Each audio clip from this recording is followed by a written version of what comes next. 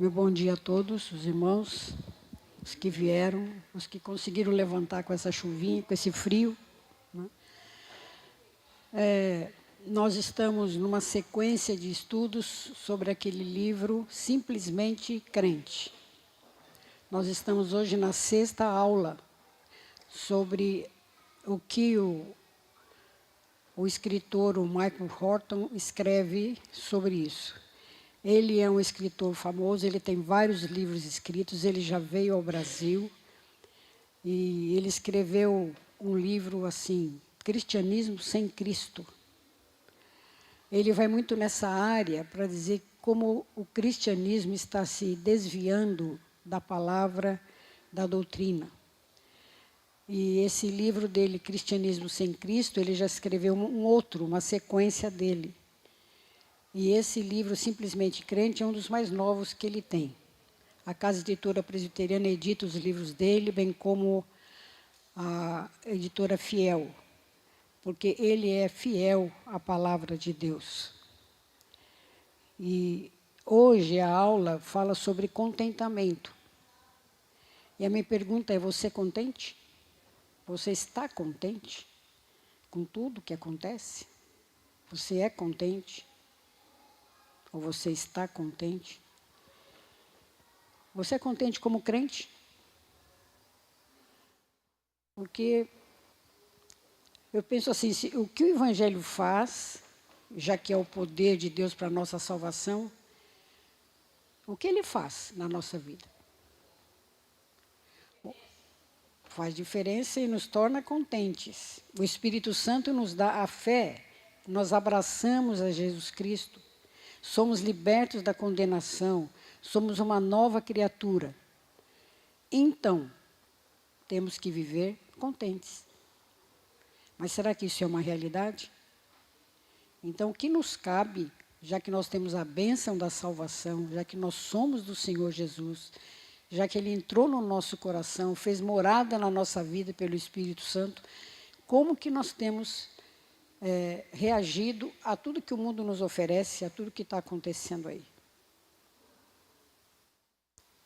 Nós temos que ter o coração cheio de gratidão e procurar glorificar a Deus, amá-lo acima de todas as coisas e amar o próximo. É isso que nos cabe fazer. Então, viver contentes. Mas sabe o que acontece? Acontece que, muitas vezes, nós nos acostumamos, eu estou generalizando, graças a Deus pelas todas as exceções, né? Nós nos acostumamos com o Evangelho e não damos o valor devido que ele merece. Ele fica banalizado. O Evangelho tem ficado para trás. Talvez a gente não queira mais viver como a palavra de Deus diz. Não mais contentes com o Evangelho e os mandamentos da Escritura. Então, parece que as pessoas estão procurando algo mais. Não se contentam de ouvir a palavra, cantar, orar. Isso acaba ficando uma coisa assim... deixa para lá, né? Porque nós temos influência muito grande do mundo da mídia, por exemplo, né? Então, há um descontentamento básico com a palavra de Deus. Muitas pessoas estão descontentes com a palavra de Deus, porque não conhecem essa palavra e não vivem essa palavra. Eu fico pensando no mundo em que a igreja está inserida hoje. Esse mundo em que a gente vive é o mundo da inquietação, da ambição, da ganância, da avareza e do descontentamento. Quando as pessoas percebem que nem sempre os bons chegam em primeiro lugar, a honestidade se torna impraticável. Para que ser honesto? Se o bom não vai a lugar nenhum. Se você ser honesto hoje não te leva a nada. Porque hoje é o mundo do desonesto. Do jeitinho. O jeitinho brasileiro, como a gente costuma falar. Então, as coisas vão para debaixo do tapete, as coisas vão por meio da corrupção, né? Então, o mundo em que a igreja vive hoje está difícil. há uma maneira diferente de pensar, eu acho. Eu sou eu. Eu decido, eu posso ganhar mais. E hoje tem também uma preocupação com eu ser narcisista. Narciso foi um personagem da mitologia grega, né? Que ele se descobriu olhando no lago, a água do lago, quando ele viu a foto dele, ele ficou deslumbrado. Como eu sou bonito. Então, essa expressão narcisismo veio assim, eu me acho, eu sou bonita. Eu não, eu estou falando o que os outros falam. Eu me acho. Então, materialismo e narcisismo, todo mundo quer ser bonito. Então, nós temos aí a preocupação com a beleza, com a estética. Né? Eu tenho que ser o melhor. E para ser o melhor, eu tenho que estar bonito. Então, nós temos aí as revistas colocando isso, a televisão coloca isso, a internet principalmente coloca esses blogs de pessoas maravilhosas e lindas, e todo mundo quer ficar igual. Todo mundo quer ser bonito, que nem, não sei nem o nome dos famosos. Você pode dizer o nome de um, Bia? Você lembra? Tem um monte de gente bonita aí. Nada contra ser bonito. Mas quando isso atinge um nível de valorizar o eu, é complicado, né?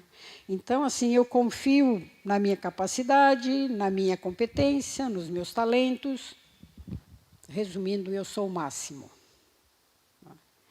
Eu vivo na força da minha natureza corrompida. É isso que o mundo apresenta para nós. Mas, muitas vezes, no seio das igrejas, nós temos visto isso. Eu quero que Cristo me sirva. Que Deus fique ao meu dispor lá no céu. Quando eu precisar, eu te chamo, Deus. Eu estou aqui numa boa. Quando eu precisar você, eu te chamo. Muitas pessoas estão assim, o que Cristo faz hoje, o que quer que Cristo faça hoje por mim. Então eu oro pedindo coisas para Ele hoje. E eu me esqueço do que Ele fez ontem. Que Ele morreu na cruz para me salvar, para dar vida por mim, para me redimir. Eu penso no hoje, no agora. O que Ele faz por mim agora. E não o que Ele fez. Então há um interesse muito grande em buscar coisas espetaculares para que eu viva bem, né? Então, Deus se torna o personagem, vou usar a palavra do reverendo Horton, Deus se torna um personagem coadjuvante no filme da nossa própria vida, em vez de sermos reescritos como novos personagens no drama da redenção de Deus. Deus se torna apenas um coadjuvante. Se eu precisar, Ele está lá. Senão eu vou tocar minha vida por minha conta. Então, isso gera, muitas vezes, as pessoas ficam descontentes, ficam inquietas. Nada dá certo, né? Nossas práticas revelam que estamos focados em nós mesmos. Em nossas atividades. Mais do que em Deus e na sua obra salvadora entre nós. Sabe que o mundo exalta o ego. Você só precisa amar você mesmo. Eu ouvi de um pastor o seguinte, repita comigo, eu sou uma pessoa digna de amor, de valorização, de perdão. Repita, e todo mundo repetia com ele. Eu sou uma pessoa digna de amor. É mesmo. Mas não é por aí. Não é por aí que nós vamos encontrar isso, certo? O que a gente costuma dizer é, penso assim, penso isto, aquilo, cheguei à seguinte conclusão. É o nosso achismo, é o que eu acho. É um cristianismo sem profundidade. Raso. A pergunta que a maioria dos cristãos tem feito hoje não é como posso ser justo e santo diante de Deus, mas sim como posso ser feliz diante de Deus. Todo mundo quer buscar a felicidade, quer viver contente, mas o que me deixa contente mesmo? O que é que me deixa contente? Minhas necessidades, meus interesses, minhas experiências, minha autoestima, minha felicidade, é tudo o que importa. Alguém, num desabafo sincero, assim se expressou. Os evangélicos tinham a reputação de levar a Bíblia a sério. O que acontece hoje é que só o evangelho está se tornando liberal, mas sim que está se tornando vazio. Como diz o rótulo, vazio de Cristo, sem Cristo. Cristo é aquele amigo legal, como eu já ouvi alguém falar. Cristo é aquele que está sempre perto de mim. Mas eu toco a minha vida, eu faço o que eu quero. Então, onde é que muitos cristãos acharam essa ideia de que precisam de algo mais além de Cristo para serem felizes? Então, o que tem hoje, assim? A gente pode escolher uma igreja local, onde queremos morar, ou a gente escolhe uma igreja da mesma forma que a gente escolhe um carro para comprar, uma casa para comprar. E muitos líderes estão fazendo das tripas o coração, né, para fazer os membros felizes. Então, tem que inventar coisa para os membros serem felizes. Porque sabe que se ele vier aqui na nossa, citando aqui, vem aqui na nossa igreja, ele não se sente feliz, ele vai buscar outra lá na esquina. É o que as pessoas estão fazendo. Sai daqui e vai procurar outra lá na esquina. Não está contente aqui, vai procurar outra. Isso tem acontecido de uma maneira muito clara e evidente nessas modas que a gente tem visto, né? Um pastor foi fazer uma entrevista com um líder, desses líderes evangelistas que vão para a televisão, que tem programa de TV, que ficam famosos, né? Isso tem muito nos Estados Unidos, né? E um pastor foi fazer uma entrevista com ele. E eu vi um monte de coisas a respeito disso, para ser feliz, né? Você não precisa seguir a palavra, você pode mudar isso, mudar aquilo. Então, esse pastor fez uma entrevista com esse famoso e perguntou para ele, o que você acha do seguinte texto? E leu para ele aquele texto que Paulo escreve a Timóteo. E eu não vamos precisar ler aqui, mas lá em 1 Timóteo, Paulo escreve assim, lembre-se que nos últimos dias... E aí, é bom até a gente ler o que foi que esse pastor leu para aquele famoso, diz que entendido de tudo que é coisa de igreja. 2 Timóteo, capítulo 3, de 1 a 5, né? Nós conhecemos esse texto. Paulo diz para Timóteo assim, sabe, porém, isso, que nos últimos dias sobreviverão tempos difíceis. Pois os homens serão egoístas, avarentos, jactanciosos, arrogantes, blasfemadores, desobedientes aos pais, ingratos, irreverentes, desafeiçoados, implacáveis, caluniadores, sem domínio de si, cruéis, inimigos do bem, traidores, atrevidos, infatuados, mais amigos dos prazeres que amigos de Deus, tendo a forma de piedade, contudo negando-lhe o poder. Foge destes. Foge destes. Então, foi que aquele pastor perguntou para aquele famoso evangelista lá, o que você acha desse texto? Aí ele falou assim, olha, eu espero que você não pregue isso lá na minha igreja. Por quê? Sabe por quê? Porque você vai magoar um monte de gente bonita que tem na minha igreja. Então, não prega sobre esse texto na minha igreja. Foi assim que ele saiu. Pela tangente, quer dizer, jamais ele ia pregar sobre esse texto. Porque jamais esses líderes famosos vão apontar o erro do outro. Não, está tudo bem, está tudo bem. Não é? Então, o que nós temos hoje é que as pessoas ficam inventando como atrair os crentes rasos. Paredes pretas nas igrejas, tem um monte. Para que parede preta? Que é novidade. Ora, eu confesso uma coisa para vocês, eu viajei muito, eu conheci muitas igrejas, eu participei de imensos congressos assim, maravilhosos. Eu estava num congresso, quando o congresso acabou, no domingo de manhã, nós tínhamos que pegar o avião só à noite, então eu e outras irmãs fomos assistir o culto numa igreja lá, participar de um culto numa igreja. Alguém nos levou lá para esse culto. Era uma tenda, nada contra a tenda. Porque eu vi na África as pessoas louvando a Deus debaixo de árvore, então nada contra a tenda. Mas aquele pastor pregou 20 minutos. Ele pegou o celular e mostrou. Agora, meus irmãos, isso aqui é o que vai nos salvar. Aí ele começou a falar de todas as vantagens do celular. Ele não abriu a Bíblia. Ele ficou falando das vantagens do celular, o que o celular ia fazer na vida das pessoas, que todo mundo tinha que adquirir. E no final ele disse assim, estamos vendendo. Se alguém quiser comprar, fazemos a prestação. Essa foi a mensagem que ele deixou para a igreja no domingo de noite. Fui participar de um outro encontro lá no Centro-Oeste.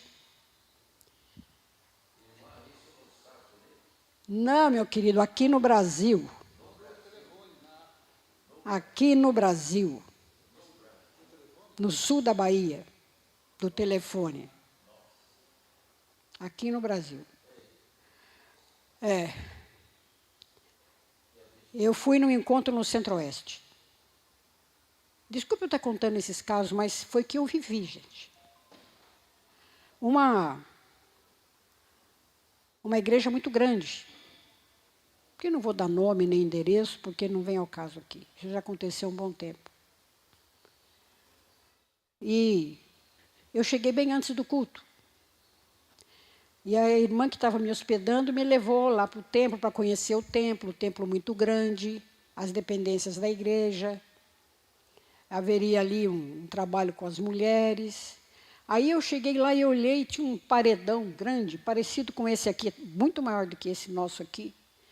E a meninada subindo e descendo com cordas.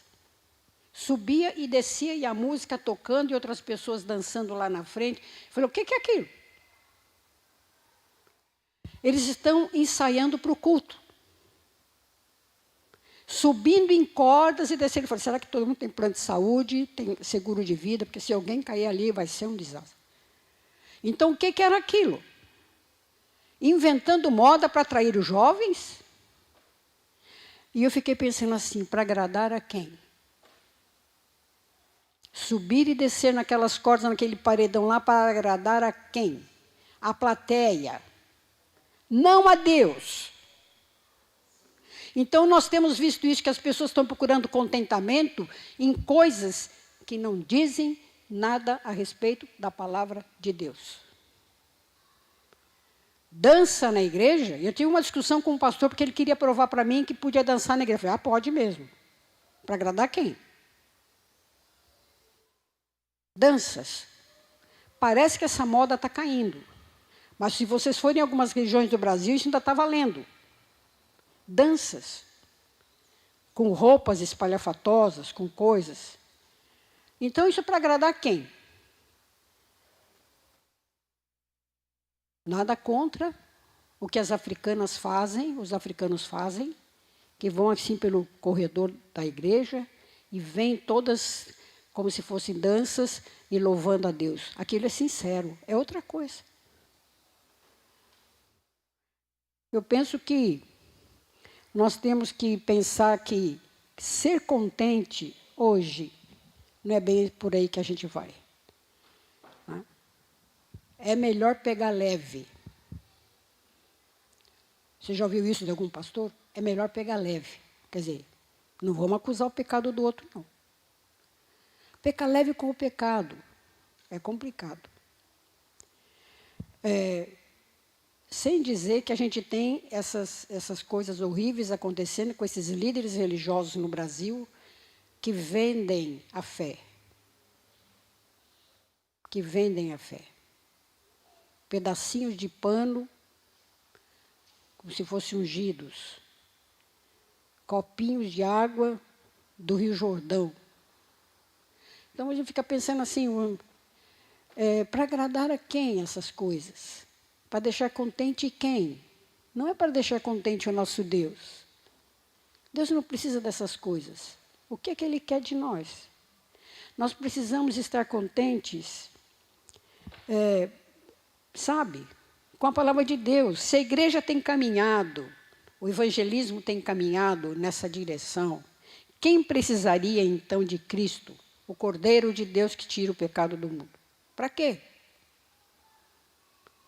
Se outras coisas estão acontecendo, me agradam, me deixam felizes, mas não agradam o Senhor nosso Deus.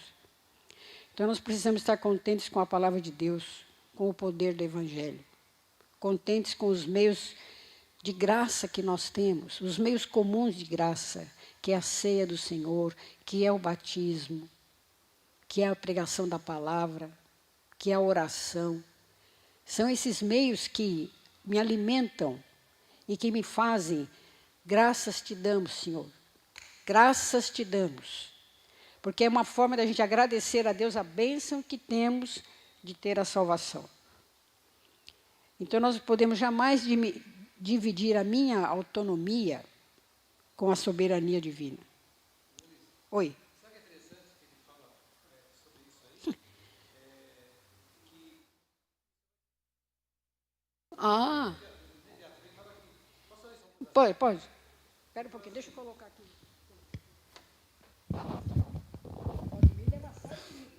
Não, ele fala assim: precisamos estar contentes com o Evangelho como o poder de Deus para a salvação. Também precisamos estar contentes com os seus meios ordinários, quer dizer, de ordem, né? Ordinários de graça, que com o tempo produzem uma colheita farta para o prazer de todos.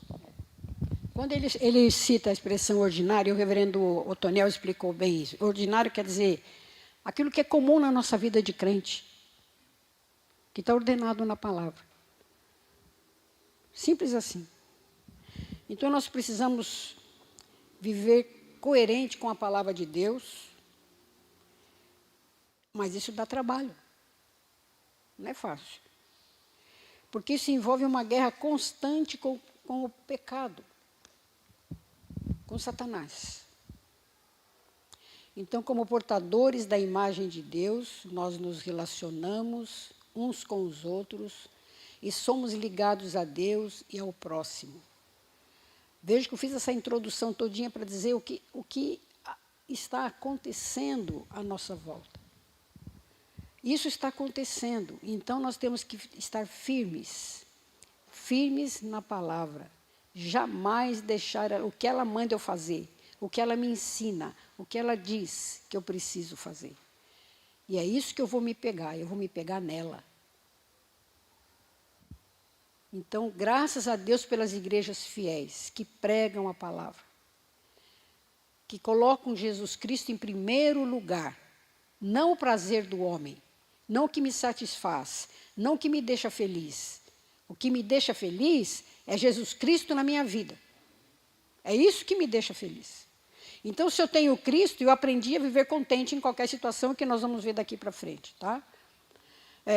Eu coloquei um texto de João 15:16.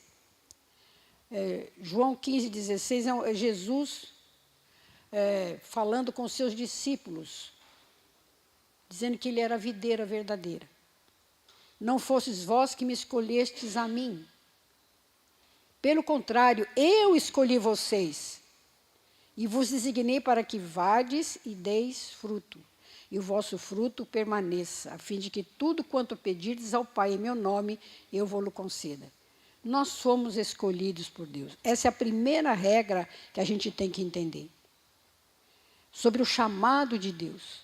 Há um chamado geral de Deus, que é a pregação da palavra. Nós pregamos a palavra, nós vamos para a rua, nós distribuímos folhetos, nós vamos para a mídia e falamos de Jesus. Esse é o chamado geral. Mas tem aquele chamado especial que vai tocar o seu coração. Não é você que vai fazer isso, é o Espírito Santo que vai tocar você. Esse chamado especial foi o chamado que Zaqueu recebeu. Zaqueu recebeu um convite especial, um chamado geral. Olha, vem vindo aí um mestre, ele sabe todas as coisas. Olha a multidão, e lá vai Zaqueu curioso. Esse foi o chamado geral. Mas quando Zaqueu subiu naquela árvore, foi o chamado especial. Zaqueu, desce daí. Porque hoje eu vou na sua casa, Zaqueu. E naquela casa houve salvação. Então nós temos o privilégio de que Deus nos escolheu. E nós cremos nessa doutrina da eleição, que nós somos eleitas por Deus. Eu fui eleita por Deus, eu não tenho dúvida nenhuma disso. E nenhum crente sincero pode ter essa dúvida que foi escolhida e chamada por Deus.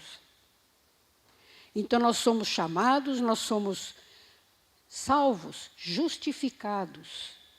Nós somos santificados. E temos então que ter uma vida de produzir fruto, que nem diz Jesus para os seus discípulos. Eu escolhi vocês. Não foi vocês que me escolheram, não. Eu escolhi vocês. Agora vocês vão e vão trabalhar. Vão produzir frutos. E vão andar contente por aí, aconteça o que acontecer. Tudo gira em torno da livre graça de Deus. Os relacionamentos que nós temos com as pessoas são bênçãos de Deus e nos trazem alegria. Viver na comunhão da igreja só tem que trazer alegria para nós. Se eu venho aqui triste, eu tenho que ir. Ontem, na reunião do departamento, eu disse para as meninas, Deus, céus, que nem aquela hiena que fica reclamando da vida, eu tenho que ir na igreja hoje. Eu queria ficar dormindo. Olha o tempo que está aí fora. Eu queria ficar dormindo. Não. Você vem aqui porque você tem prazer de vir aqui, e vir aqui à casa de Deus se deixa contente. Então, alguns pontos que nós temos que ver é o seguinte, nós somos contentes com o nosso Pai. Nós temos que estar contentes com o Deus que criou todas as coisas. Porque Ele é que fez esse plano para me chamar. Ele é que planejou tudo. Vamos ler Salmo 24:1, que é um salmo muito conhecido, que fala de quem é esse Deus. Ao Senhor, vamos ler todos juntos? Ao Senhor, que se a terra e tudo que nela contém, o mundo e os que nele habitam. Essa é a primeira certeza que eu tenho que ter para ser contente. Eu não tenho que ter dúvida disso. Nós encontramos contentamento no nosso Pai Celestial. Quando nós vemos os atributos de Deus, aqueles aqui, Ele é soberano, Ele é eterno, Ele é majestoso, Ele é perfeito. Tudo Ele criou, tudo Ele fez. Então eu tenho que estar contente nele. Ele é o nosso rei. Ele é o nosso rei. E eu tenho que estar contente com Ele. Ele nos adotou como co-herdeiros com o seu Filho. Então eu tenho que estar contente com Ele. E o nosso Deus não é mesquinho. Eu posso, ter certeza que Ele está cuidando de mim. Eu não tenho que fazer joguinhos para Ele, para receber o favor dEle. Quando nós olhamos para a cruz, jamais teremos que questionar se Ele está pronto para o nosso bem. Jamais. Ele morreu naquela cruz, no plano de Deus, para que eu pudesse estar aqui hoje. Então, isso tem que me deixar contente. E nós temos um texto maravilhoso de Paulo, lá em Romanos 8. Esse texto aí a gente diz que é a chave do Evangelho, está tudo ali. Aliás, Romanos, podia tirar tudo o resto da Bíblia, deixando só Romanos já estava bom. Porque Paulo foi perfeito em colocar toda a doutrina, toda a teologia correta de Deus para nós. Então, vejam lá. E aos que predestinou, quer dizer, chamou, escolheu, a esses também chamou. E aos que chamou também, justificou. E aos que justificou também, glorificou. Perdoou tudo, nos elevou. Para frente, o próximo. Que diremos, pois, à vista dessas coisas?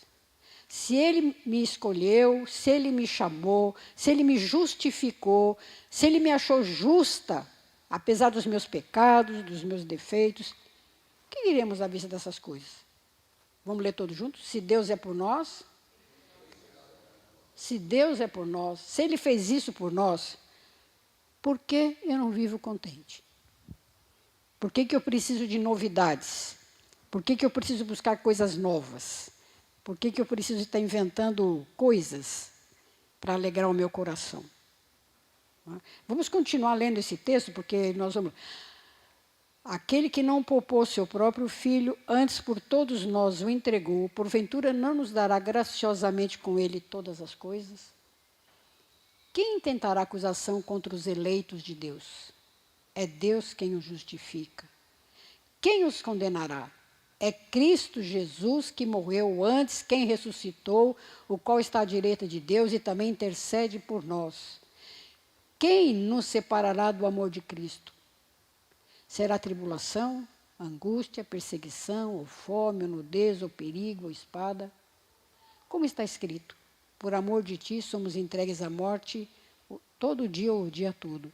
Fomos considerados como ovelhas para o matadouro. Em todas as coisas, porém, vamos ler todos juntos? Em todas as coisas, porém, somos mais que vencedores por meio daquele que nos amou. Esse texto não é maravilhoso? Ele nos escolheu, Ele nos justificou e fez isso por meio de Jesus Cristo na cruz do Calvário. E eu, se eu creio no Senhor Jesus Cristo, se eu me arrependo dos meus pecados, se eu sou justificada por Ele, eu não tinha direito a nada, mas Jesus pagou isso lá na cruz. Ele é o meu advogado, que me defende, que está do meu lado. E o Pai me deu tudo isso, então eu tenho que estar contente com esse Pai maravilhoso, esse Senhor soberano. É o primeiro ponto para dizer que eu estou contente com Ele. Temos mais um texto de Hebreus 13, 2 versículos de Hebreus 13. Seja a vossa vida sem avareza. Contentai-vos com as coisas que tendes, porque Ele tem dito, Deus, de maneira alguma te deixarei, nunca jamais te abandonarei. Assim, afirmemos confiantemente, o Senhor é o meu auxílio, não temerei. Que me poderá fazer o homem? Que me poderá acontecer, se Ele é o meu auxílio? Jamais te deixarei, nunca jamais te abandonarei. O povo de Israel ouviu isso aí muitas vezes. Eu nunca vou abandonar vocês. Vocês pecam, vocês se afastam de mim, vocês vão adorar ídolos, vocês vão fazer, mas eu não vou abandonar vocês. Jamais vou deixar vocês. Eu quero que vocês se arrependam. O povo de Israel, as tribos do norte eram terríveis em pecado. Osés disse que eles adoravam qualquer pedacinho de pau. Faziam lá uma estatuazinha para eles. Adoravam ídolos assim. Eram assim, longe de Deus. Mas Deus diz para eles, se vocês se arrependerem, se vocês se voltarem para mim, eu serei para vocês como orvalho. Vocês vão florescer como lírio. Vocês vão criar raízes como o cedro do Líbano. Vocês vão ter o esplendor da oliveira. Vocês vão beber do melhor vinho. Está lá em Oséias 14. Então, Deus tem planos para aqueles que o servem. Então, o que é receber todo dia o orvalho do Senhor? Todo dia. É as bênçãos de Deus sobre a nossa vida. É as bênçãos dele sobre a nossa vida e a gente só tem que estar contente com isso. Não dá para ser diferente. Não dá. Mas nós temos que estar contentes também com o plano de Deus para operar a redenção. Como é que Deus planejou essa beleza de sermos justificados e santificados nele, né? Ele planejou o Filho para nós. Antes da fundação do mundo. Ele planejou o Filho para nós. O Filho encarnado. Paulo diz muito bem isso, escrevendo aos Efésios, escrevendo aos Colossenses. Colossenses 1, capítulo 1 de Colossenses é muito precioso. Colossenses capítulo 1, Vamos ver lá. Este, quer dizer, Jesus, é a imagem do Deus invisível, o primogênito de toda a criação. Pois nele foram criadas todas as coisas, nos céus e sobre a terra, as visíveis, as invisíveis, sejam tronos, sejam soberanias, quer principados, quer potestades, tudo foi criado por meio dele e para ele. Tudo foi. Então, contentes como Deus planejou isso para nós, antes da fundação do mundo. E nós sabemos que o Verbo se fez carne e habitou entre nós. Lá no primeiro Evangelho de João, capítulo 1. O Verbo se fez carne e habitou entre nós. Deus mandou o seu Filho. E João diz que nós recebemos a plenitude de Cristo, quer dizer, graça sobre graça. É muita graça que nós recebemos com esse plano de Deus. O Pai nos une ao Filho. E fez isso pelo seu Espírito. É a Trindade presente. 1 João, capítulo 5, na carta lá que ele escreve, João diz assim: quem tem o Filho, tem a vida. Quem não tem o Filho de Deus, não tem a vida. E o testemunho é esse, que Deus nos deu a vida eterna. E essa vida está no Filho. Quem tem o Filho, tem a vida. Quem não tem o Filho de Deus, não tem a vida eterna. E isso Deus planejou. Então, nós temos que estar contentes com esse plano de Deus para a nossa salvação. Então, até que o palco final da redenção aconteça, até que Jesus volte, até que aconteça o grande casamento da noiva com o noivo, até que isso aconteça, nós temos que viver aqui, contentes, com todos os acontecimentos que virão. O plano de Deus não terminou na cruz. Jesus morreu, nos salvou, ressuscitou, está sentado à destra do Pai e ele vai voltar. E o convite está aí para todos. Essa semana eu estava estudando a parábola das bodas, que Mateus registra lá no capítulo 22. As bodas do Cordeiro. O rei mandou convidar a elite para o casamento do filho dele. Aí essa elite se recusaram. Cada um foi fazer o que quis, se recusou. Os servos voltaram, nós fomos lá convidar, mas ninguém quer vir na festa desse casamento. Ninguém quer vir assistir esse casamento. O que nós vamos fazer?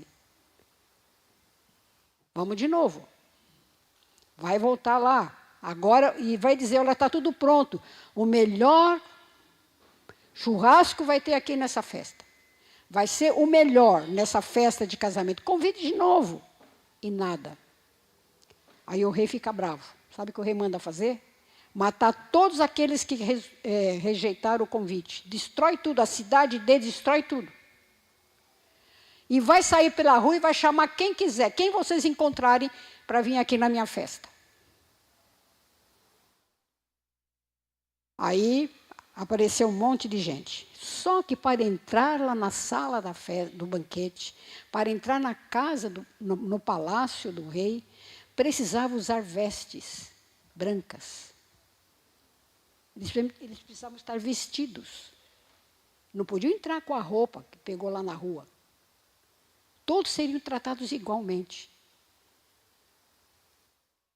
Aí tinha uma pessoa que se recusou a usar a roupa. E chegou lá no banquete, e o rei chegou. Por que você não está vestido com as vestes reais? Ele ficou mudo. Pode ir embora daqui. Mandou expulsá-lo. E Jesus disse que vai arder no inferno. Ora, o que queria dizer isso?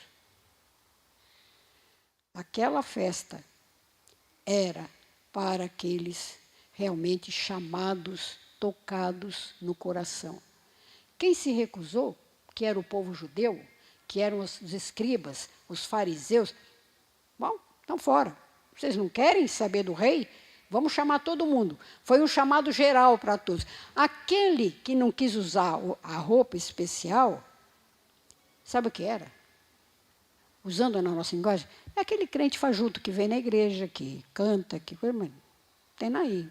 Certo? Ele vem aqui, ele canta, ele participa, mas ele não está usando as vestes. Ele não está usando o vestido da noiva. E quando Jesus voltar, nós vamos ter o grande banquete do casamento de Jesus. Agora sim, todos os que foram convidados, todos que estão usando vestidas brancas. Apocalipse diz, quem são estes vestidos de branco? São os que lavaram a sua vida no sangue do Cordeiro. Esses é que vão participar da festa final. Esses é que vão se sentir assim realmente contentes. Agora sim o contentamento vai ser concretizado. Então é contentes com Cristo, com o seu reino. Ele vai reinar e vamos reinar com ele eternamente. Hoje nós participamos aqui da vida comum, como o Horton fala muito. A vida comum, simples de crentes. Mas essa vida simples de crentes é quando eu estudo a palavra, quando eu venho na casa de Deus, quando eu tenho comunhão com os meus irmãos, quando eu participo de tudo. Então, eu tenho realmente a chance aqui de fazer tudo para esse Deus que me deu o Filho dele, para morrer no meu lugar. Deus tem dado aos santos, nós, a riqueza e uma posição elevada para a glória dele e sempre para o bem do próximo. É por isso que os 2 mandamentos são tão claros. Amar o próximo e amar a Deus. Ou Deus em primeiro lugar e depois o próximo. Então a igreja é como uma cidade colocada sobre um monte, que exibe, ainda de modo pequeno, aquilo que Deus tem preparado para a humanidade no porvir. Quando a gente estuda o Apocalipse, a gente vê isso. Ali quando João tem aquela visão, a gente tem uma visão muito ainda pequena do que realmente vai ser a nossa vida eterna com Jesus. Então, nós não podemos viver tristes aqui. Nós temos que viver contentes aqui. Porque isso é um privilégio daqueles que aceitam o Senhor Jesus. Então, o chamado ao contentamento é para reconhecer e aceitar nosso lugar em Cristo e na sua igreja. Que lugar que eu tenho aqui? O que eu faço aqui? Isso corta o descontentamento, corta a ambição, corta a minha ganância. Nós estudamos ambição outro dia. Eu não estou ambicionando nada, eu só quero ambicionar o céu. É isso que eu quero. E eu estou trabalhando aqui para isso. Vejam Filipenses 4. Filipenses 4, a partir do 11.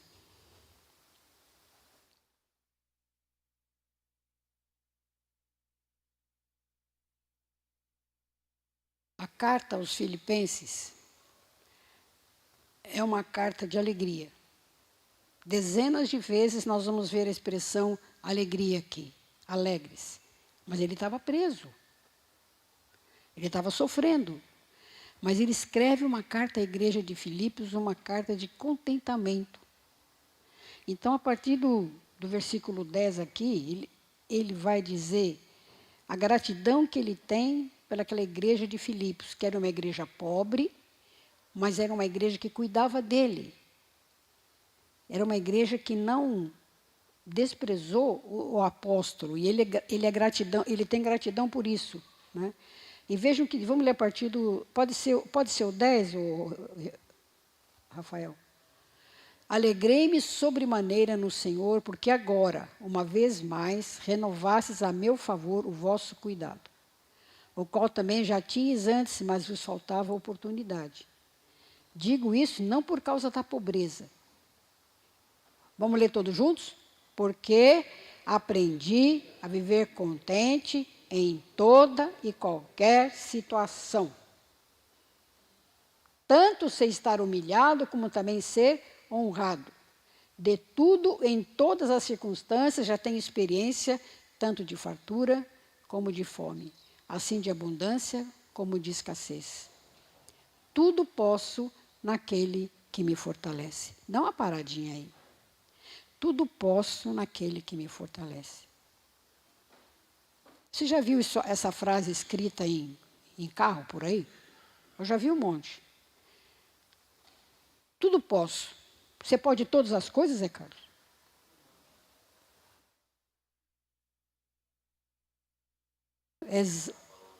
Exatamente. Né? O que ele vem falando antes? Que ele era pobre, que a igreja ajudava ele, e que ele vivia contente por causa disso. E o que ele diz? Tudo posso. Pois é, quando ele escreveu a carta, ele deixou de escrever uma palavrinha ali. Qual é a palavrinha? Eu já falei isso, as meninas já ouviram. Tudo posso suportar. Tudo posso suportar naquele que me fortalece. Ele vem falando da tristeza dele, não é? Exatamente, entendeu? Então, Paulo passou necessidade. Quando você lê a obra de Paulo, toda a vida dele, subindo montanha, descendo montanha, passando frio, só tinha uma capa, esqueceu essa capa não sei onde. Oh, trago essa capa para mim porque eu estou passando frio. Passou fome, foi açoitado, não sei quantas vezes, 39 vezes ele foi açoitado. Ficou preso. Nem sei o que tanto aconteceu com aquele homem. Por isso ele diz, eu posso suportar tudo isso naquele que me fortalece.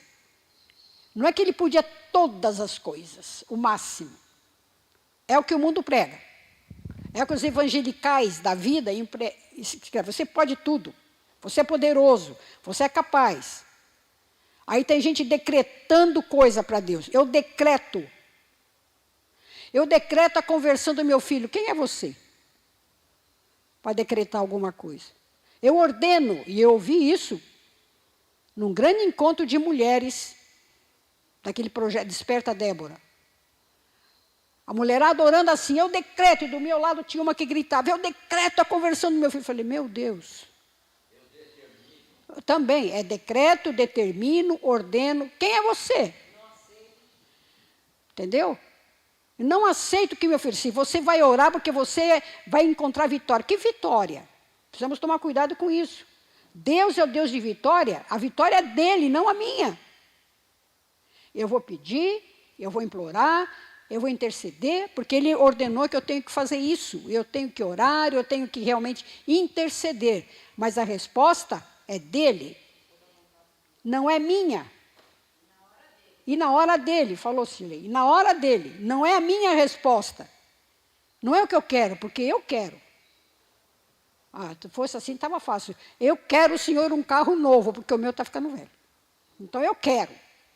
Espera um pouquinho. Deus vai me dar um carro? Talvez até lhe dê. Não sei, de algum jeito. Mas não é por aí. Então, Paulo está dizendo assim, tudo posso suportar, toda a dor que eu estou sentindo, todo o peso que eu estou sentindo da opressão do Império Romano em cima de mim, tudo isso que eu estou sofrendo, é porque ele me fortalece. Então, quando eu estou com dificuldades, eu aprendo a viver contente, sim. Porque muitas vezes a gente não entende por que um ente querido nosso morre e nós nos ficamos contentes. Por que a gente fica contente? Porque sabemos que ele está com Deus, sabemos que ele foi para o céu, sabemos que ele está melhor que nós. Nós agradecemos a vida, mas nós não perdemos o fio da meada por causa disso aí. Tem mais, tudo, continua aí, né? Tem mais alguma. Todavia fizestes bem, associando-vos na minha tribulação. Que bom que vocês cuidaram de mim. Muito obrigado. E sabei também vós, ó Filipenses, que no início do Evangelho, quando parti da Macedônia, nenhuma igreja se associou comigo no tocante a dar e receber, senão unicamente vocês. A igreja abençoada cuidou dele, porque até para Tessalônica mandastes não somente uma vez, mas duas, o bastante para as minhas necessidades.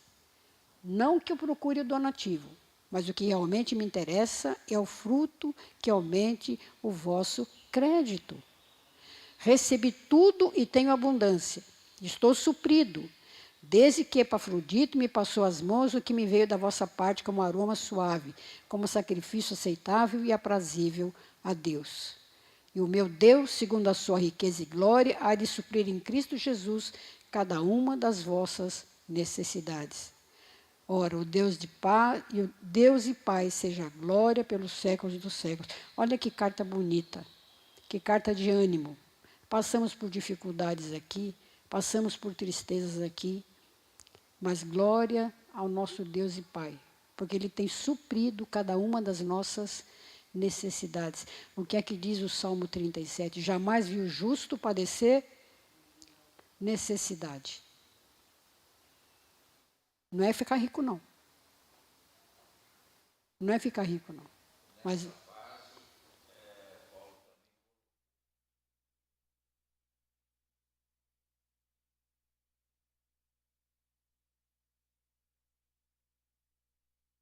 exatamente. Lá quando eu escrevi a igreja de Corinto. Quando eu sou fraco, aí é que eu sou forte, porque quem me sustenta? Se te mostras fraco no dia da angústia, a tua força é pequena. No dia da angústia você tem que ser forte, porque não pode perder a alegria. A alegria é um outro fator que leva ao contentamento. Eu estou contente, então eu estou alegre, apesar das dificuldades da minha vida. Então, Deus trabalha por meios ordinários, quer dizer, cotidianos, comuns, de tantas formas que a gente nem nota. E o quanto Ele está envolvido e quanto a nossa dependência nele é total a cada momento. Geralmente, nós identificamos os atos de Deus com grandes coisas, grandes milagres. Ou se Ele abriu o Mar Vermelho, aí é né? Quando Ele manda um terremoto, quando Ele manda um furacão, nossa, olha o que está acontecendo. Caiu tudo, né? Destruiu casas, inundou tudo. Aí a gente lembra que Deus está por trás daquilo. Mas quantos de nós estamos atentos aos maiores sinais de Deus toda semana? Por meio do cuidado que Ele tem conosco. Por meio da pregação da palavra, da comunhão fraternal, da Santa Ceia. Esses meios de graça a gente não pode esquecer. Deus cuida da sua criação. Tudo é dele. Por isso a gente ora. Pai nosso que estás nos céus. Santificado seja o teu nome. Aí diz, o pão nosso de cada dia nos dá hoje. Vai cair maná do céu? Todo dia? Não. Não vai cair o maná do céu. Mas vai cair os recursos para a gente ter esse sustento. O pouco e o muito, não importa. Eu viajei com uma caravana no interior da Paraíba, no tempo da seca. E a gente andou por cima dos rios, que não era rio, era uma estrada. E nós fomos em dois táxis, 2 bicicletas, eu e a outra irmã, na garupa do irmãozinho lá da igreja. E fomos conhecer um trabalho lá que eles têm, bem lá no meio do sertão. Entramos numa casinha simples, chão de terra. Eram ele, o esposo, a esposa e 2 crianças que moravam naquela casinha. Ele tinha lá o terreninho dele, ele plantava algumas coisas. E nós entramos e ele tinha 2 sacos na sala. Um saco só tinha um tantinho, um pouquinho. O outro saco estava mais cheio. Aí ele falou assim, aqui é o feijão que eu colhi. Nós estamos comendo esse feijão até que chova de novo e a gente possa plantar de novo. Esse saco que está pouquinho é o que resta para a gente comer. Esse outro saco que está aqui, mais cheio, é o dízimo que o pastor não veio buscar. Eu estou esperando o pastor vir buscar o meu dízimo. Olha, quando aquele homem disse isso, e toda vez que eu me lembro dessa história, eu tenho vontade de chorar. A fidelidade daquele homem. Eu colhi o feijão, Esse aqui é para Deus, esse aqui nós vamos comer. E ele falou assim, não tem problema, quando acabar esse aqui, vai vir chover, eu planto de novo e a gente vai ter feijão. Essa fidelidade não tem preço, porque ele confiava no Deus que ele cria. Além do que, era tão arrumadinha aquela casinha lá, que dava cheio de toalhinhas bordadinhas para todo lado, o chão limpinho, chão de terra. Uma família feliz ali, passando dificuldade? Sim. Talvez querendo ter coisa nova, moderna, uma televisão, não tinham. Mas eram crentes no Senhor Jesus e aprenderam a viver contente em toda e qualquer situação. Então, Deus cuida da gente. Contentamento em Deus é ter sincera gratidão. Sincera gratidão. O clássico texto de 1 Tessalonicenses 4. Em tudo, dai graças. Em tudo, dai graças. Porque esta é a vontade de Deus em Cristo Jesus. Não é porque você merece, você vai dar graças porque Ele quer que você faça isso. Em tudo dai graças. Tudo é dele. Então, obrigado, Senhor. Obrigado. Então, o contentamento é a virtude que faz contraste com a inquietação, com a ambição, com a avareza, com a ganância. Estes perdem a razão quando estamos fundamentados no verdadeiro Evangelho. Significa reconhecer que não somos de nós mesmos. Pertencemos ao Senhor, que dá e toma a hora que Ele quer. Então, Deus já nos tem abençoado com toda sorte de bênçãos. O verdadeiro contentamento vem primeiramente para descansarmos em Cristo. O Jornal Nacional não vai aparecer numa igreja simples, que confia em Deus e que prega a palavra, usando os seus meios comuns, que é o louvor, que é a oração, que é a pregação da palavra. Lá não vai ter notícia assim. Mas é lá que nós estamos plantados. É nesse tipo de igreja que Deus quer que dia após dia estejamos fortalecidos na graça e na força que Ele supre a cada dia na nossa vida. Então temos que viver contentes, apesar de tudo. O dinheiro está acabando? Viva contente com o que sobrou. Ore pedindo que Deus cuide. E Ele vai prover. Eu vi isso na vida da minha mãe. Viúva aos 29 anos, com 3 crianças, eu era mais velha com 7. Minha mãe não tinha pensão, minha mãe não trabalhava. E eu nunca vi minha mãe reclamar. Que droga de vida, por que isso aconteceu comigo? Por que fui ficar viúva depois de 9 anos? Por que levaram o meu marido? Nunca vi.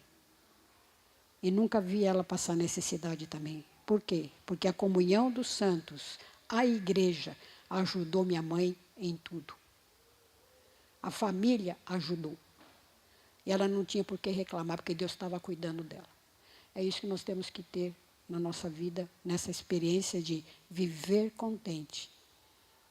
Você é uma pessoa contente? Você tem esse contentamento de viver a cada dia, mesmo com dor, mesmo arrastando a perna, né, Miriam? Mas viver contente.